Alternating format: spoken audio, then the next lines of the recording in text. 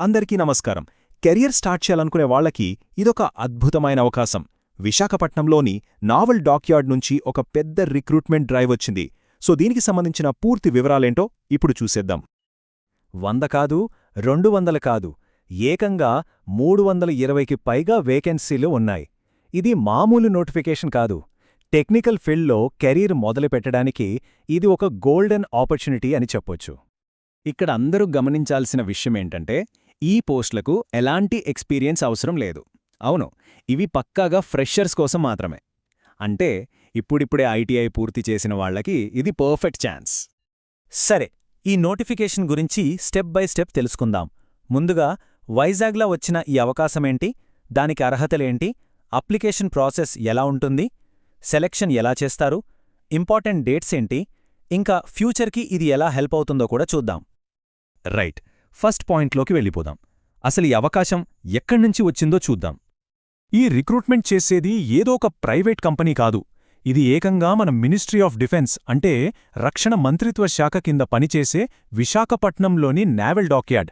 మన దేశ నౌకలు, సబ్మరైన్ల మెయింటెనెన్స్లో దీనిది చాలా కీలకమైన పాత్ర. ఇక్కడ స్క్రీన్ మీద చూస్తున్నవి కొన్ని ట్రేడ్స్ మాత్రమే. డీజిల్ మెకానిక్, ఎలక్ట్రీషియన్, వెల్డర్, ఇలా దాదాపు 15 కంటే ఎక్కువ టెక్నికల్ ట్రేడ్స్లో వేకెన్సీసున్నాయి.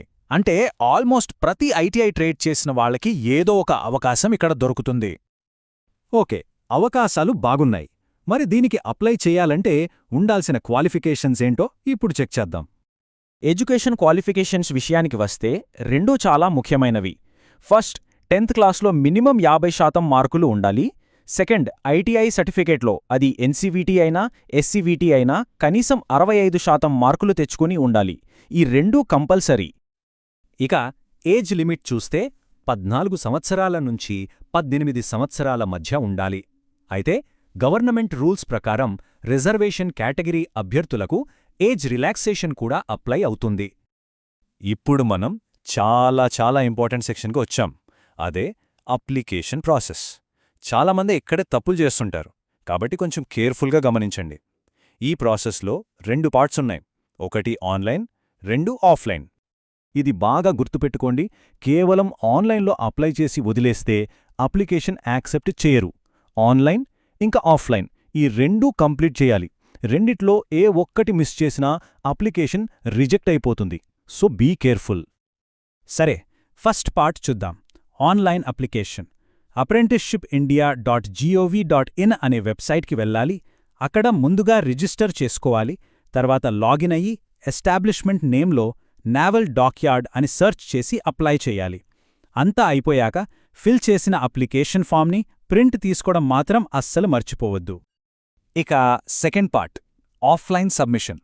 ఇందాక ప్రింట్ తీసుకున్న అప్లికేషన్కి అవసరమైన అన్ని డాక్యుమెంట్స్ కాపీస్ అటాచ్ చేయాలి. వాటితో పాటు ఒక సెల్ఫ్ అడ్రెస్డ్ ఎన్వెలప్, దానికి ₹5 పోస్టల్ స్టాంప్ అంటించిపెట్టాలి. ఈ ప్యాకేజ్ మొత్తాన్ని విశాఖపట్నం అడ్రస్కి స్పీడ్ పోస్ట్ ద్వారా పంపించాలి. ఓకే, అప్లికేషన్ ప్రాసెస్ కంప్లీట్ అయింది. నెక్స్ట్ ఏంటి? అసలు సెలెక్షన్ ఎలా చేస్తారు?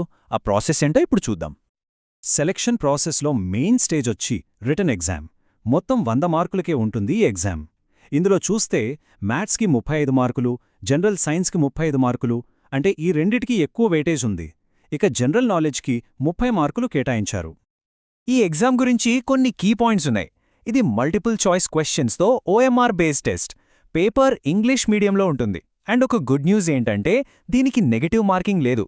సో తెలిసినా తెలియకపోయినా అన్ని క్వశ్చన్స్ని అటెంప్ట్ చేయొచ్చు. రైట్, ఇక చాలా ముఖ్యమైనవి డేట్స్. క్యాలెండర్లో వెంటనే నోట్ చేసుకోండి. ఈ షెడ్యూల్ చూడండి. అప్లై చేయడానికి last date January 2. Return exam March 22న ఉంటుంది. కేవలం 3 రోజుల్లో అంటే March 25న రిజల్ట్స్ ఇచ్చేస్తారు. వెంటనే 30న డాక్యుమెంట్ వెరిఫికేషన్, 31న మెడికల్ ఎగ్జామినేషన్ ఉంటుంది. చూశారుగా ప్రాసెస్ ఎంత ఫాస్ట్గా ఉందో. అన్నీ బానే ఉన్నాయి, కానీ ఈ 1 year అప్రెంటిస్షిప్ తర్వాతేంటి? దీనివల్ల ఫ్యూచర్లో అసలు ఉపయోగమేంటి అని డౌట్ రావచ్చు. ఇది జస్ట్ ఒక సర్టిఫికేట్ కోసం చేసే కోర్స్ మాత్రమే కాదు. ఇక్కడే అసలు పాయింట్ ఉంది. ఈ అప్రెంటిస్షిప్ కంప్లీట్ చేశాక వచ్చే సర్టిఫికెట్కి చాలా వాల్యూ ఉంటుంది. ఫ్యూచర్లో నేవీలో పర్మనెంట్ జాబ్స్ పడినప్పుడు ఈ సర్టిఫికెట్ ఉన్నవాళ్లకి ప్రియారిటీ ఇస్తారు. అంటే ఇది కెరియర్కి ఒక స్ట్రాంగ్ ఫౌండేషన్ లాంటిది. సో ఇండియన్ నేవీతో ఒక లాంగ్ టర్మ్ కెరియర్ని మొదలుకెట్టడానికి ఇదొక మంచి మొదటి అడుగు అవుతుందేమో. ఆలోచించాల్సిన విషయం.